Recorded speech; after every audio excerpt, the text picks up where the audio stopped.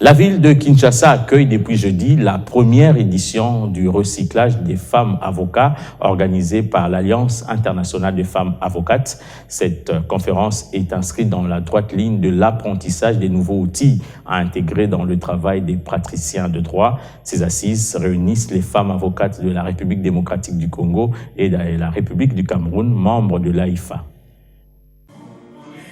C'est une synergie qui va sans doute apporter une valeur ajoutée dans l'exercice de la profession d'avocate en République démocratique du Congo.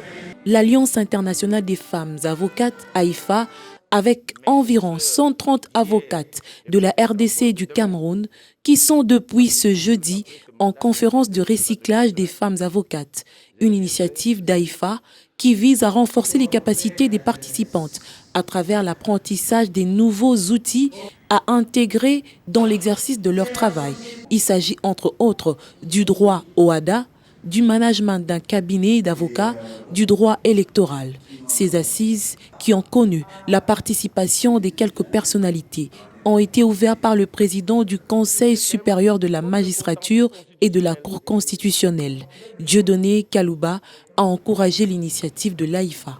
Lorsque l'AIFA, RDC, AIFA, Cameroun font une alliance internationale des femmes avocates pour une formation continue, eh bien, le Conseil supérieur de la magistrature les appuie.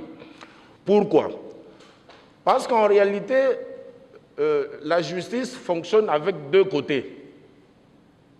Il y a le juge, bien sûr, le magistrat, mais il y a surtout l'avocat. Je termine par ce petit mot d'encouragement, tout en déclarant ouvertes les 2 journées de formation organisées par l'Alliance internationale des femmes avocates. Plusieurs panélistes vont se succéder lors de cette conférence autour des différentes thématiques retenues pour cette séance de formation. La présidente de l'association insiste sur la mise à niveau des praticiens des droits en vue de les rendre compétitifs à tous les niveaux. L'objectif, c'est que les gens, les avocats, les praticiens de droit puissent se former sur des questions d'actualité, sur des questions qui touchent à la vie de juriste chaque jour. Le droit au HADA, qui est d'actualité puisqu'il couvre plus d'une vingtaine de pays en Afrique. Nous avons également le management d'un cabinet d'avocats, ça c'est pour tout le monde. À l'ère du numérique, il est important de s'adapter avec Covid à la gestion actuelle des institutions et les cabinets doivent se mettre à un niveau des hautes technologies pour que le travail puisse se faire suivant les normes actuelles. Ces assises, qui vont se clôturer ce vendredi dans la capitale de la République démocratique du Congo, comptent se pérenniser.